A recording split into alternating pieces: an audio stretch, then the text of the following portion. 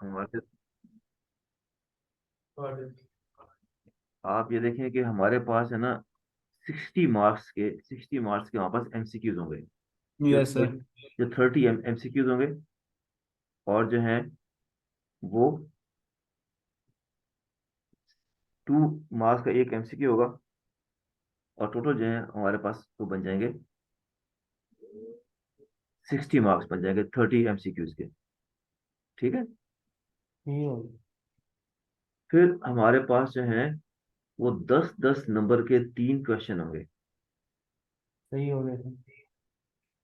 उस 10-10 नंबर के 3 क्वेश्चन में जो है वो 2 क्वेश्चन तो ये हैं, जो हाँ, 2 क्वेश्चन जो आपके होंगे वो एक जनरल एंट्री में से आएगा और एक एडजस्टिंग एंट्री में से आएगा। ठीक हो गया सर। सर ये अब पैटर्न पहले से बना होता है ना इसका? जी जी, पैटर्न बना दो पैटर्न। आपने उसी पैटर्न में इसको सॉल्व करना है। हालांकि मुझे इनके इस पैटर्न से काफी इख्तलाफ है। क्यों या सर? तो या तो ये 100% कर देते हैं एमसीक्यूज पे। ठीक है ना। ये यस सर। क्वेश्चन कैसे पैटर्न देके बनाना, उसमें जरूरी नहीं कि हर बंदे को सारा पैटर्न आता हो। मेरी लास्ट टाइम ब्रेन से जो है वो बहस हुई थी। जैसे अगर इसी ने किया हुआ है तो इसी के सारे पूरे क्वेश्चन जो उसने किए हुए हैं वो एमसीक्यूज पे किए हुए हैं। ठीक है। यही मसला है ना सर अभी। अब ये वो है कि कंप्यूटर बेस्ड चलता बच्चे है। को बच्चे को एक चीज आ रही होती है, लेकिन वो जो उसका पैटर्न है वो इन्होंने डिफरेंट डिफरेंट से बनाए होते हैं। वहां आकर समटाइम बच्चे फंस जाते हैं, तो इसलिए कंसेप्ट का होना बहुत जरूरी है। ठीक है। अच्छा, अब ये है कि 3 क्वेश्चंस आपके होंगे जो कि आपके होंगे 10-10 नंबर के। ठीक हो गया सर। ठीक है। ये 3 है, ये 30 से लेकर, तो अगर 10-10 नंबर के बन गए तो ये 60 नंबर इसके, तो 3 इसके, तो ये कितने बन गए? 90 बन गए। और एंड पे जो है ना हमारे पास 10 नंबर का 5 नंबर की डेफिनेशन आती हैं।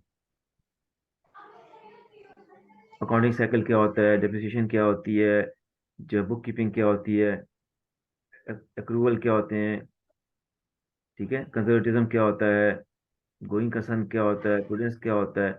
इस किस्म के क्वेश्चन जो है आते हैं। तो ये आपका टोटल पेपर इतना सा होता है।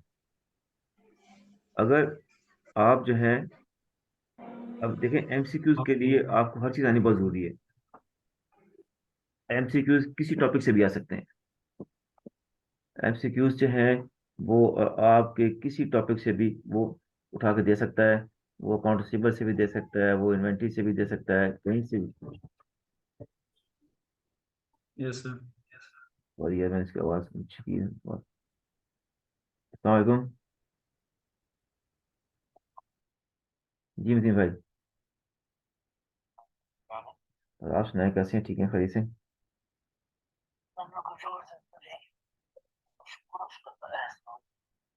माशाल्लाह।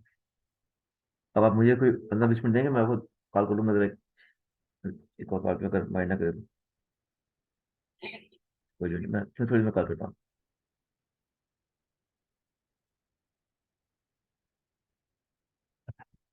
ठीक है। तो ये हमारे पास जो है ना एग्जाम का पैटर्न होता है। तो बेसिकली कंसेप्ट आपके बहुत ठीक होने चाहिए। ज्यादा से ज्यादा आप जो है वो एमसीक्यूज करें, जितने आप कर सकते हैं। Yes sir. और अभी मैंने आपको कुछ और एमसीक्यूज भेजे हैं। ये सर कल भेजे थे आपने। ठीक है। कुछ मैंने और एमसीक्यूज भेजे हैं, वो भी हमने करने हैं। तो अभी जो है, कल जो हफ्सा ने वो शेयर किया है ग्रुप में एक क्वेश्चन कैश फ्लो का। सर ये कंफ्यूज था। जी बेटा। कंफ्यूज वाला। हाँ, कंफ्यूज वाला, लेकिन चलो भाई, मैं जो है उसको रख के आपको सामने समझा देता हूँ कि उसको आपने करना कैसे है। तो ठीक है सर खोले वो। अब जो है, आप में से कोई बच्चा वो शेयर करेगा मेरे साथ? तला कर देते हैं सर, तला करो। अच्छा, पहले तो मुझे ये बताएं कि एक तो आज आप बच्चे बहुत थोड़े से हैं।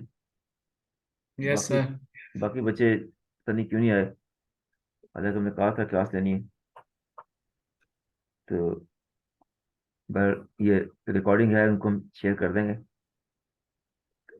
अगर वो क्वेश्चन है तो आप शेयर करें। दूसरी बात ये है कि उन्होंने पूछा पहले था। जो है मुझे आप ये बताएं क्वेश्चन करने से हाँ पहले सर।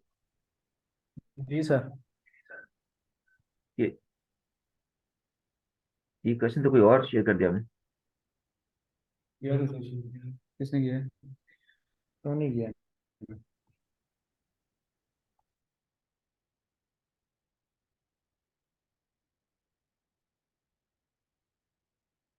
आप ये बताएं कि कैश फ्लो में हमने सबसे पहले कहा था कि कैश फ्लो की तीन एक्टिविटीज होती हैं। Operating, financing and investing activities. अभी नहीं वेरी गुड। अब मुझे ये बताएं कि कुछ चीजें जो हैं आपने हमेशा याद रखनी है। वो याद ये रखनी है कि आप मुझे ये बताएं कि ऑपरेटिंग में बाद में पूछूंगा आपसे। मुझे बताएं कि ये जो इन्वेस्टिंग एक्टिविटीज होती हैं ये क्या होता है। है। एक सेकंड सर, मेरे पास ये स्क्रीन शॉट। एक नहीं नहीं, सेकंड हो गया। स्क्रीन शॉट है जी। स्क्रीन शॉट है मेरे पास सर, एक खबर का आ जाए। चीटिंग कर रहे हो यार आप। नहीं कर रहा चीटिंग भाई। इन्वेस्टिंग, सर इन्वेस्टिंग में buying and selling of investments and other long term assets होते हैं। हम्म। वेरी गुड, शाबाश। बेशक आप देख के बता दें। अब मुझे बताएं कि अगर हमने एक जो फिक्स एसेट परचेज किया है, एनसीए परचेज किया है, नॉन करंट एसेट परचेज किया है, और वो हमारा पास जो है वो कौन सी एक्टिविटीज में आएगा, ऑपरेशन में आएगा, इन्वेस्टिंग में आएगा, फाइनेंसिंग में आएगा। इन्वेस्टिंग में आएगा सर। इन्वेस्टिंग में आएगा। अगर फर्ज करें हमने जो है वो एक लोन लिया है। Yes sir. ठीक है ना। लोन हमने जो है 5 साल का एक लोन लिया है, और उस लोन से हमने एक जो है वो मशीनरी परचेज कर ली। यस। अब ये मुझे बताएं कि इसके ज़्यादा दो इम्पैक्ट होंगे ना हमारे पास यस सर, जो ये है। इन्वेस्टिंग में भी है, फाइनेंसिंग में भी आएगा। वेरी गुड, शाबाश है। अब बताएं कि इन्वेस्टिंग में ये आउटफ्लो आएगा या इनफ्लो आएगा। इनफ्लो आएगा सर। मैं इन्वेस्टिंग की बात करूँ, इन्वेस्टिंग में जिसने हमने परचेज किया है। ये सर हमने एसेट, लॉन्ग टर्म एसेट किया है ना सर। हाँ, तो वो हमने जब परचेज हमने किया है तो इससे हमारे पैसे गए, सॉरी सर, पैसे चले गए। पैसे चले गए हैं, तो ये इन्वेस्टिंग में क्या आ जाएगा ये। आउटफ्लो आ जाएगा। और फाइनेंसिंग में क्या आ जाएगा। सर जी ये फाइनेंसिंग में इनफ्लो होगा सर। फाइनेंसिंग में इनफ्लो होगा। देखें, ये बेसिक कंसेप्ट हमारा यही है कि हमने हर जो है चीज को देखना है कि वो उसका कौन सा पार्ट, कौन से हिस्से को जो है वो इफेक्ट कर रहा है।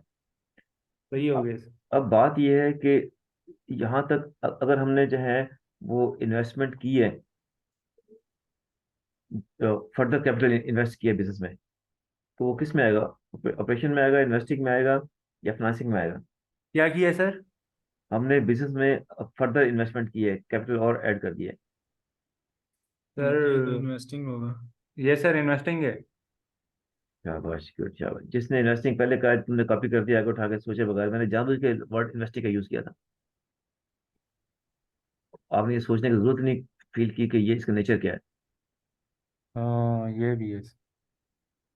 मैंने कहा जनाब, जो owners invested capital in the business 5 lakh, हम्म।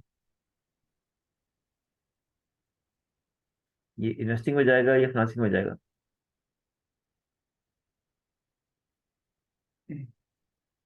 अभी जो आपने डेफिनेशन पढ़ी थी इन्वेस्टिंग की, वो दोबारा पढ़ें।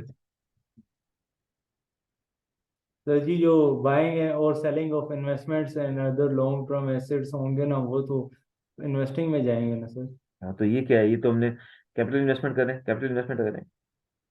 ये सर,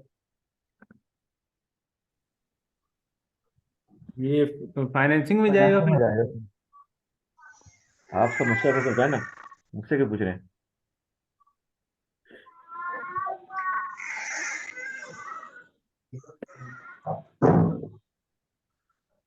हैं?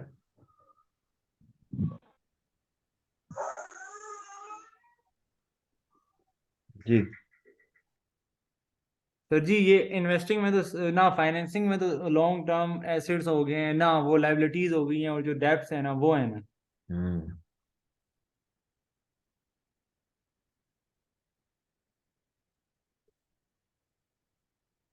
तो ओनर ने इन्वेस्टमेंट बिजनेस में की है, तो यस। उसने क्या कोई एसेट परचेज किया? यस सर, वो फिर ऑपरेटिंग में आएगा सर। इन्वेस्टिंग में ही आएगा ना सर, इन्वेस्टिंग में ही है। इन्वेस्टिंग की डेफिनेशन आपने पढ़ी? दोबारा और से फिर पढ़ो और इसमें फिट करने की कोशिश करो।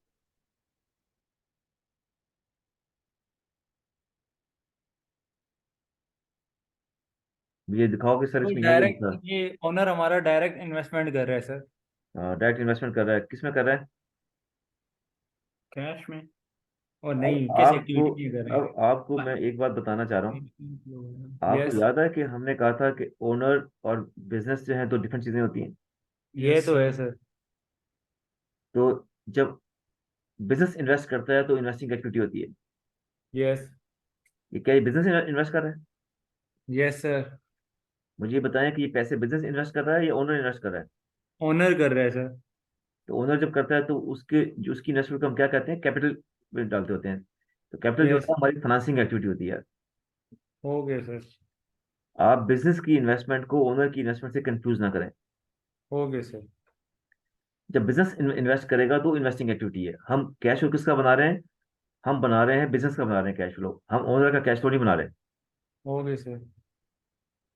ठीक है। हो अगर गया। जो बिजनेस है, अगर बिजनेस किसी कंपनी में इन्वेस्ट करता है तो उसकी इन्वेस्टिंग एक्टिविटी है। यस। यह बात याद रखें। और जब ओनर करे सर तो वो फिर फाइनेंसिंग में आएगा। वो फाइनेंसिंग है, वो फाइनेंस कर रहा है बिजनेस को। हो गया सर। इसमें किसी को प्रॉब्लम कोई? नहीं सर, अब नहीं होगी। आपने याद रखना है कि हमारे पास जो है एंटिटी डिफरेंट होती है, बिजनेस एंटिटी डिफरेंट होती है और पर्सनल एंटिटी डिफरेंट होती है। हो गया सर। जब बिजनेस इन्वेस्ट करता है, बिजनेस कहीं भी इन्वेस्ट करेगा, किसी कंपनी में इन्वेस्ट करेगा, उसमें शेयर लेगा, कुछ करेगा, तो उसकी इन्वेस्टमेंट है। जब ओनर हो कंपनी में इन्वेस्ट करेगा तो उसकी फाइनेंसिंग है, वो उसको फाइनेंस कर रहा है। हो गया सर। पक्की बात है? ये सर पक्की बात है। चले ठीक है। अच्छा, अब जो बच्चे अभी ज्वाइन कर रहे हैं मैं वो क्वेश्चन आपको करा देता हूँ। लेकिन मैं आपसे ये कह रहा था कि हमें ज़्यादा जो है इस पे ज़्यादा टाइम लगाने की बजाय, क्योंकि इसका क्वेश्चन एग्जाम में इस तरह से लंबा नहीं आएगा, इसका सिर्फ एमसीक्यूज आएंगे, तो इसके हमें कंसेप्ट समझने की जरूरत है। अगर आप कहते हैं मैं आपको क्वेश्चन करा देता हूँ, पहले भी हमने ये क्वेश्चन किया था, मैं दोबारा आपको क्वेश्चन ये करा देता हूँ जो हफ्सा ने शेयर किया है। आप मुझसे यहाँ लेके आए, तो मैं आपको पहले समझाता हूँ यहाँ पर कि हमारे पास जो है फर्क क्या होता है। अच्छा, अब ये बताएं कि हमारे पास तीन तरह की एक्टिविटीज हो गई, ऑपरेटिंग एक्टिविटी हो गई, फाइनेंसिंग और इन्वेस्टिंग एक्टिविटी हो गई, और फाइनेंसिंग एक्टिविटी हो गई। फाइनेंसिंग एक्टिविटी और ऑपरेट और जो है इन्वेस्टिंग एक्टिविटी, ये सेम रहती हैं इरिस्पेक्टिव ऑफ द मेथड, कि हम इन डायरेक्ट मेथड फॉलो करते हैं या इनडायरेक्ट मेथड फॉलो करते हैं। हो गया सर, ऑपरेटिंग में सिर्फ चेंजिंग होगी। सिर्फ ऑपरेटिंग में चेंज होती है। किसी बच्चे को इसमें कोई प्रॉब्लम इश्यू तुम्हें बताएं? और जब सर डायरेक्ट करते हैं और इनडायरेक्ट करते हैं तो किस तरह ऑपरेटिंग को इम्पेक्ट करता है, वो भी एक बार बता दें। वो बता रहा हूँ आपको। ठीक है। हम्म। तो मैं यहाँ पर देना।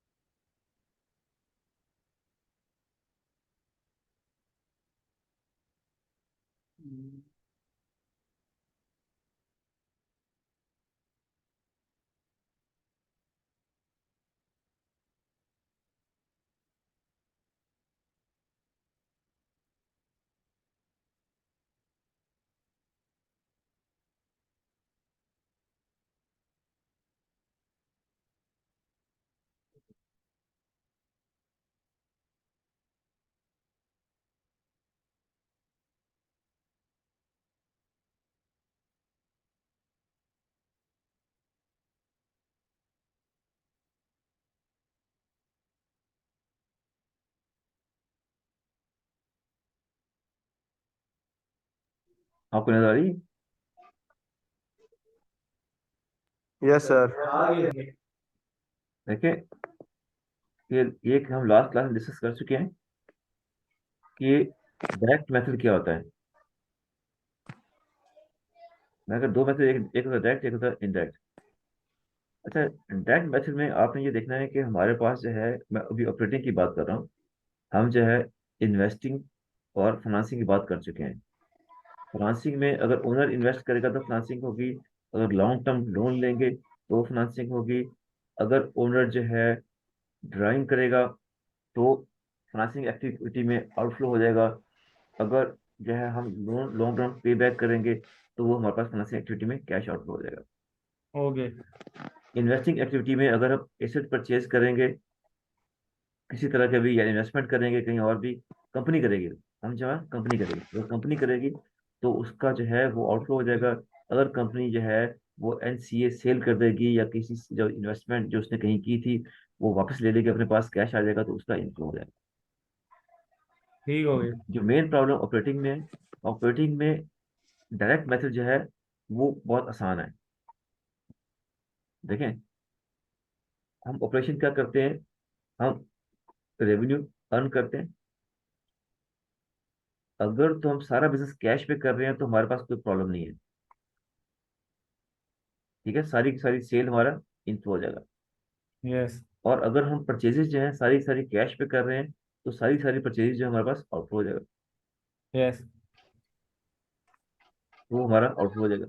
बाकी अगर हमने एक्सपेंसेस, सैलरी पे की है, बाकी पे किया, सब हमारा आउटफ्लो है, तो उसको हम यस। आउटफ्लो में डाल देंगे तो हमारे पास ऑटोमेटिक जो है इनफ्लो आउटफ्लो आ जाएगा। मसलन मैं अगर यहाँ पर बनाऊं एक, उसको मैं कहता हूँ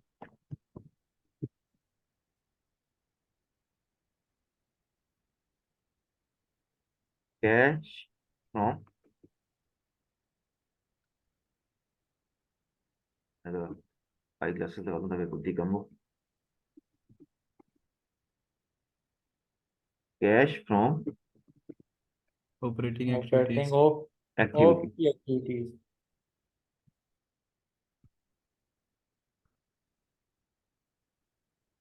फर्ज करें ना तो हम क्रेडिट पे सेल कर रहे हैं और ना क्रेडिट पे परचेज कर रहे हैं, हम कैश पे कर रहे हैं।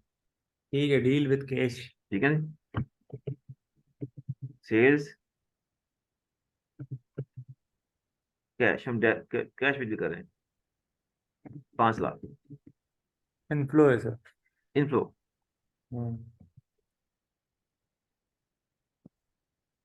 Purchases outflow. 3 लाख। ठीक हो गया। ठीक है, आउटफ्लो। Out purchases.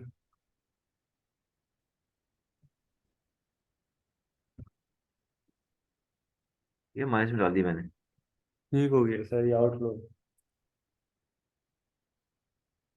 इनफ्लो। ठीक है, यस।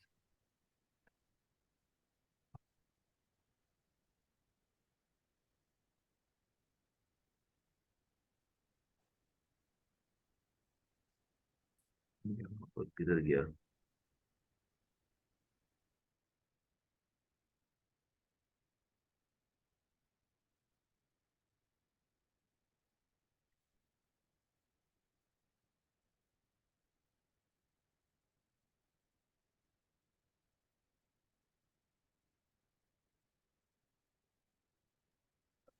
चले, मेरा ख्याल है ये आउटफ्लो हो गया। अब आपने एक्सपेंसेस पे किए, यस सर, ये भी आउटफ्लो है। जितने भी एक्सपेंसेस हैं सारे सारे आपने कैश में पे किए। ठीक हो गया सर। ठीक है, ठीक हो गया सर। तो फर्ज करें 1 लाख रुपया हमने एक्सपेंसेस पे करते हैं। एक्सपेंसेस पे किए। ये ब्रैकेट में लिखे ना, माइनस डाल दिया है ना यार। डेट होगी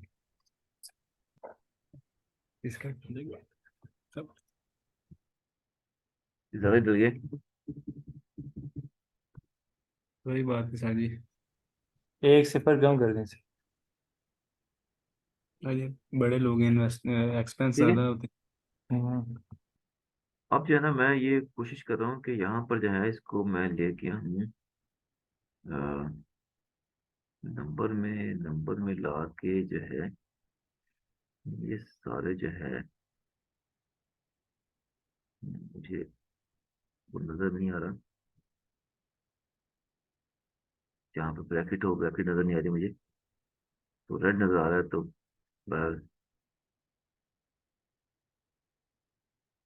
रेडी कर देते हैं। ठीक है। अब हमारा जो है नेट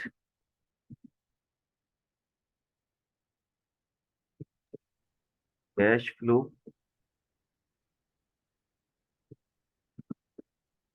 फ्रॉम ऑपरेशन। ठीक है, हो गया। कितना आ गया? अभी बोल, 1 लाख रुपए।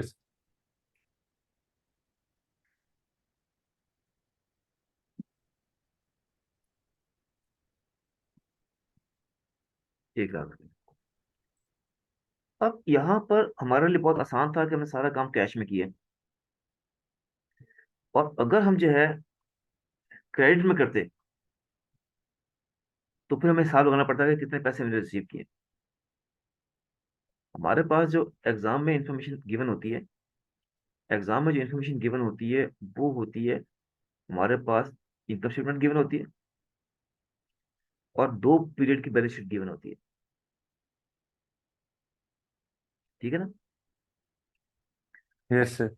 कैश पे जो हम कहते हैं नहीं होती ना, हम तो क्रेडिट पे काम कर रहे होते हैं, सेल भी क्रेडिट पे करते हैं और परचेज भी क्रेडिट पे करते हैं। तो अगर हम सेल और परचेज क्रेडिट पे कर रहे हैं, तो फिर हमें देखना पड़ेगा कि कितने पैसे हमने रिसीव किए। उसकी एग्जांपल मैंने ये आपको कराई थी लास्ट टाइम भी, कि अगर फर्ज करें हमारे पास जो है ओपनिंग डेटर जो है वो 10,000 है, रिसीवेबल 10,000 हमारे पास थे, 1 लाख हमने सेल कर दी, जो टोटल हमारे पास रिसीवेबल आ गए,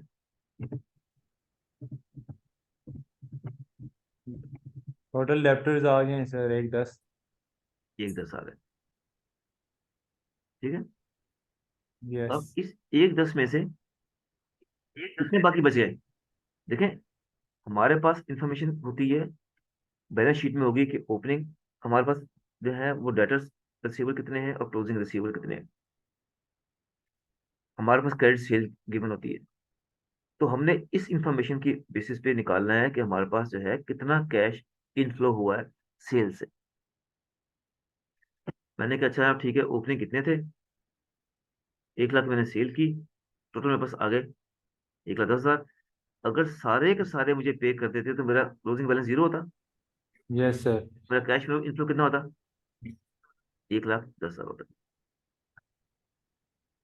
अगर सबके सब मुझे कैश पे कर देते, मेरे पास रिसीवेबल एंड में कुछ ना होता, तो इसका मतलब मैं कितना कैश मैंने रिसीव कर लेता? मैं 1,10,000 कर लेता ना मैं। नहीं समझाया सर आ आपने? गया समझ। आपने जो है तला से जो है वो 10,000 आपने पहले लेने थे। ठीक है। और 1 लाख की तलब आपने सेल और कर दी। Yes sir. तला ने आपको जो है वो 1,10 देने हैं। सारे पैसे पे कर दिए। कितने पैसे पे करेगा? 1,10,000 पे करेगा। 1,10 बिल्कुल।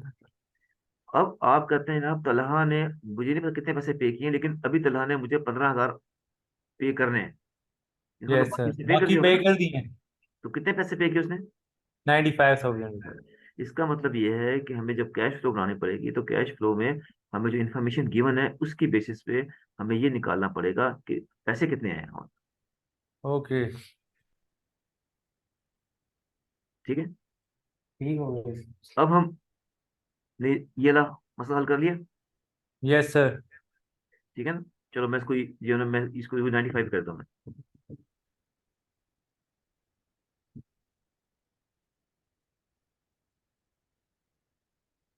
ठीक है। मैंने कहा जनाब ये हमारे पैसे आ गए हैं सेल से। करेक्ट।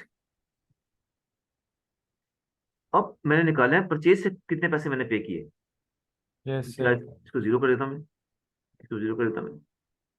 ठीक है। अब कैश मैंने इनफ्लो पर, 95 में, जी बेटा। कैश इनफ्लो 95 हो गया ना उस केस। हाँ ये कैश इनफ्लो हमारा, कैश सेल्स इनफ्लो 95 हो गया। अब मैंने परचेजेस कितने की। अब फिफ्टी मेरे एट पास, थाउजेंड की सर। जो मेरे पास इंफॉर्मेशन अवेलेबल है उसमें परचेजेस नहीं लिखी होती। मेरे पास होती इनकम स्टेटमेंट होती है, मेरे पास बैलेंस शीट होती है। यस इनकम स्टेटमेंट में भी जो है परचेजेस नहीं आती होती, और बैलेंस शीट में परचेजेस नहीं आती होती। सर, इनकम परचेजेस नहीं आती। मुझे बताया इनकम में परचेज कहाँ पे आती है।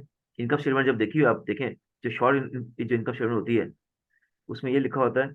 मैं इसलिए बता रहा हूँ आपको, अगर जो लंबी होगी तो और बात है, लेकिन नॉर्मली जो है, जो हमारे पास कैश फ्लो में आएगी उसमें परचेज नहीं लिखी होती। उसमें मैं बताऊँ लिखा क्या होता है। ओपनिंग इन्वेंट्री इतनी है, यस, क्लोजिंग क्लोजिंग इतनी है। क्लोजिंग इन्वेंट्री इतनी है, वो हमें कहाँ से मिलती है, बैलेंस शीट से मिलती है। यस सर, वो बैलेंस शीट होगी। जब हम पिछले साल की बैलेंस शीट देखेंगे उसमें जो इन्वेंट्री आ रही होगी क्लोजिंग, वो इस साल की ओपनिंग होगी। ये सर, पिछले, बैलेंस शीट में तो ओपनिंग इन्वेंट्री होती है ना सर। जी बेटा जी, पिछले साल की ओपनिंग इन्वेंट्री होगी तो अगले साल की क्या होगी वो, ईयर वो वन जो है, पिछले साल की क्लोजिंग इस साल की ओपनिंग होगी सर। इस अगले की साल की ओपनिंग ओपनिंग होगी। होगी। अगर आपको ये बताया कि जनाब ईयर वन की जो है क्लोजिंग इन्वेंट्री जो है वो अ, इतनी है, वो 8,000 है, और ईयर टू की जो क्लोजिंग इन्वेंट्री वो 6,000 है। ये आपको कहाँ से इन्फॉर्मेशन मिली, बैलेंस शीट से मिली। Yes sir. इनकम स्टेटमेंट में उन्होंने सिर्फ इतना शो कर दिया जनाब आपकी सेल इतनी है, और yes. Cost of good sold है वो इतनी है। Yes sir. अब मुझे नहीं पता कि मैंने कितनी चीजें परचेज की। नॉर्मली ये गिवन नहीं होती। यस। ठीक है। तो फिर मैं कहूँगा अच्छा जनाब मैं इसको ब्लैंक छोड़ता हूँ, मुझे नहीं पता परचेज कितनी है। जो फॉर्मेट निकालने का वो ये है कि ओपनिंग इन्वेंट्री प्लस परचेजेस तो आती cost good available for sale, और yes, closing inventory. Minus closing तो कॉस्ट ऑफ गुड सेल्स आ जाएंगी। अब मेरे पास ये cost of good sold available है। यस। ये कहाँ मुझे नजर आ रही है, balance sheet, sorry income statement में नजर आ रही है। इनकम में आ रही है सर। और बैलेंस शीट में मुझे क्लोजिंग इन्वेंट्री नजर आ रही है। Yes sir. तो इसका मतलब ये है कि अगर मैं इन दोनों को ऐड कर दूं तो मेरे पास cost of good available for sale कितनी आ जाएगी, 66 आ सिक्सटी जाएगी। सिक्स आएगी। और मेरे पास ओपनिंग इन्वेंट्री गिवन है वो 8,000 है। Yes sir. तो मैंने इसको जो रिवर्स कैलकुलेट किया तो मैं अगर 8,000 जो 66 में से 8,000 माइनस कर दूंगा तो मेरे पास ये परचेजेज आ जाएंगी। Yes sir. ठीक है। अगर इसको मैं अब ये ऑर्डर लिखूं तो 8,000 प्लस 58, 66,000 मेरे पास total good available for sale आ गई। इतनी क्लोजिंग इन्वेंट्री बच गई, ये हमारी कॉस्ट गुड सोल्ड है। तो भैया यस। अब आ गया कि ये परचेजेज है मेरे पास ना। यस और जब परचेजेज मैंने निकाल ली तो मैंने देखना कि 58,000 मैंने परचेजेज की, इसमें से मैंने कैश कितना पे किया। सर, वो तो डिपेंड करता है ना, हमने कैश पे किया है कि हाँ, क्रेडिट पे किया वो बता रहा है कि ना ओपनिंग क्रेडिटर इतने थे, है। यस। परचेजेज आपने इतनी की। ठीक यस। है। ये मैं इसको एक जो है अच्छे से डब्बे में बना देता हूँ। इसका कलर भी जरा हल्का सा कर दें, प्यारा सा नजर आए आपको। ओपनिंग क्रेडिटर इतने थे, परचेजेज आपने ये इतनी की, टोटल पेबल आप कितने बन गए, अगर सारे पे करते कितने पे करते आप, 63 पे करते आप। यस सर, फिर तो कोई बचता ही नहीं है हाँ पेबल लेकिन अमाउंट। आपने इतना पे नहीं किया तो कितने पे किए होंगे आपने, 56। 66 पे किए। तो ये यस। आपकी जो परचेजेस के जो आपका आउटफ्लो हुआ है वो हुआ है। 56 हुआ है। ठीक है। यस, बहुत पैड़ा। अब अगर जो है, क्योंकि ये हम जो है माइनस में हमने लेके आना है, तो अदर एक्सपेंसेस हमारे फर्ज कर कितने हो गए ना। सर, 10,000। 10,000। Yes sir.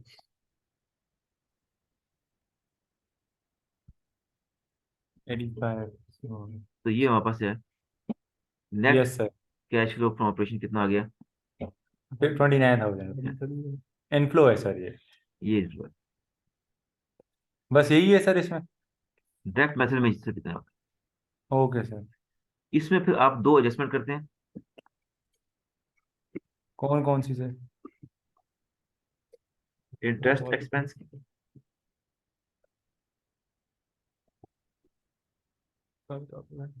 और टैक्सेशन की।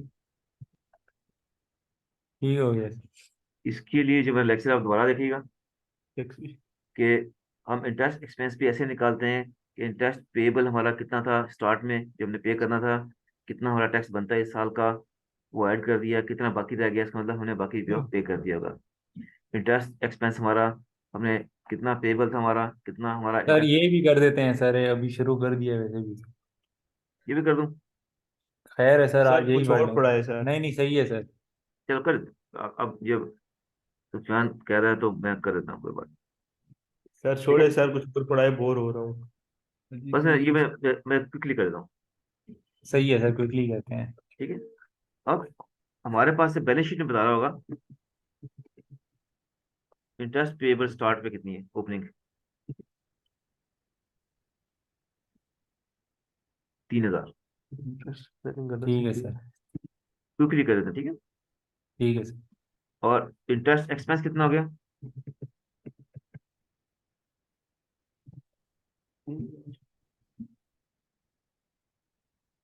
25,000। कोई सी फिगर, फिगर लिख दें बस, ठीक है सर। ठीक है। टोटल कितना बन गया हमारे पास? 28। 28 बन गया। और कितना हमारे पास क्लोजिंग बैलेंस है जो हमने पे नहीं किया? Interest payable year to.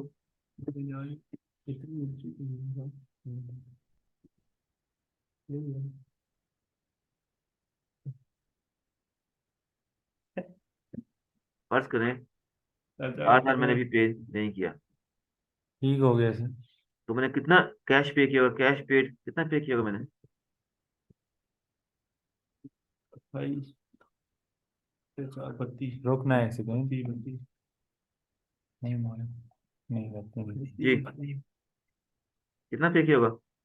मैंने 1 सेकंड पे सर। मैंने पे करना था 28,000, यस। और मैंने ये भी पे करना है। अभी इतना पे करना है, तो मैंने कितना पे किया होगा? रुकना हो सर, 24 किया होगा ना सर? 24 किया होगा। रुकना है सेकंड। ठीक है। सही हो गया सर। और इसी तरह से हम जो है टैक्स का निकालेंगे कि टैक्स बिल्कुल इसी पेबल तरह ही सर। है जी। इसी तरह ही। ऐसे टैक्स पेबल स्टार्ट में कितना था, ठीक हो और गया सर। टैक्स का टोटल एक्सपेंस कितना बन गया, टैक्सेशन कितनी साल कितनी बन गई, ठीक हो गया सर। और कितना हमारा जो है टैक्स पेबल एंड में बच गया। ठीक हो गया सर। जो मतलब जो बच गया बाकी दे दिया तो मैंने। हाँ, ठीक है। ठीक हो गया सर।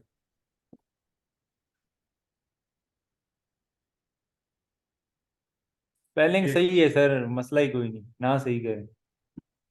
चलो यार।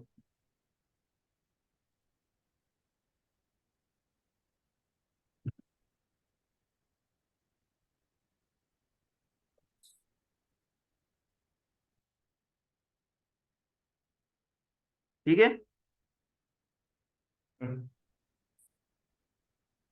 अब ये हमारा है ऑपरेटिंग एक्टिविटी जब हम डायरेक्ट काम कर रहे हैं। अब यानी कि ये इनडायरेक्ट में हमने ये काम, ये डायरेक्ट कर दिया था, ये हमने दो इनडायरेक्ट पे निकाल लिया। ठीक हो गया। ठीक है।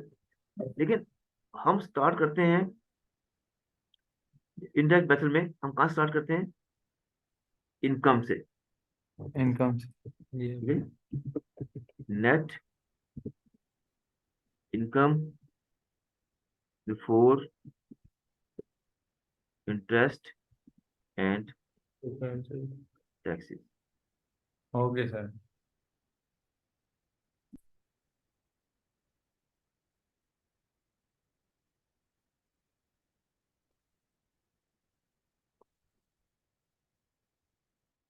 अब हम इसमें क्यों कहते हैं कि हमने जो है कुछ चीजें ऐसी होती हैं जो नॉन कैश एक्सपेंस है उसमें ऐड करने हैं। भाई बात है, इनकम में तो हम क्या करते होते हैं, इनकम में तो हमें डेप्रिसिएशन एक्सपेंस भी माइनस करते हैं, अमोर्टाइजेशन भी माइनस करते हैं। इनकम में समटाइम जो है हम जो है वो सेल या डिस्पोजल ऑफ एसेट्स का जो है गेन या लॉस भी ऐड करते हैं, तो वो तो ऑपरेशन का हिस्सा नहीं है ना। यस। डेप्रिसिएशन जो है हमारा कैश में पे करें डेप्रिसिएशन में नहीं पे करते, क्योंकि जब हम कोई एसेट परचेज करते हैं तो उसको हम कहाँ पर रिकॉर्ड कर लेते हैं, उसको हम रिकॉर्ड कर लेते होते हैं इन्वेस्टिंग एक्टिविटी में, वहां हमने सारा यस कैश सर। आउटफलो डाल दिया ना। Yes sir. तो जब डेप्रिसिएशन रिकॉर्ड करें तब तो हमारा आउटफ्लो नहीं होगा ना। Yes sir. लेकिन डेप्रिसिएशन हमारा एक्सपेंस तो है, लेकिन ये वो एक्सपेंस है जिसको हम एलोकेट करते हैं। ये एक्चुअली हमारा जो आउटफ्लो कहाँ पे आ चुका है, हमारा इन्वेस्टिंग एक्टिविटी में ये आउटफ्लो टोटल का टोटल सारा का सारा आ चुका है, जब हमने गाड़ी परचेज की, जब मशीनरी परचेज की। सर डेप्रिसिएशन का इनफ्लो आउटफ्लो दोनों से कोई ताल्लुक नहीं है। बिल्कुल कोई ताल्लुक नहीं है। लेकिन हमने इसलिए इसको ऐड किया कि जब हमने नेट प्रॉफिट निकाला, नेट इनकम निकाली, तो उसको तो हमने इसमें से अपने रेवेन्यू में से उसको माइनस किया हुआ था, एक्सपेंस को, क्योंकि एक्सपेंस तो यस है ना सर। ये। Yes sir. तो हम कहते हैं इसको हम क्या करेंगे, ऐड बैक करेंगे, इसको क्या करेंगे हम, ऐड करेंगे, डेप्रिसिएशन को ऐड करना है फिर। ऐड करेंगे हम भाई, क्योंकि इनडायरेक्टली। ना इससे हमारा जो है कैश फ्लो पे फर्क तो नहीं पड़ा ना। इनकम तो यस। वैसी है, लेकिन कैश फ्लो तो ये वो एक्सपेंस है जिसका कैश फ्लो हमारे पास नहीं हुआ, हम लगे 5,000 इसमें हम ऐड कर दें। ठीक है।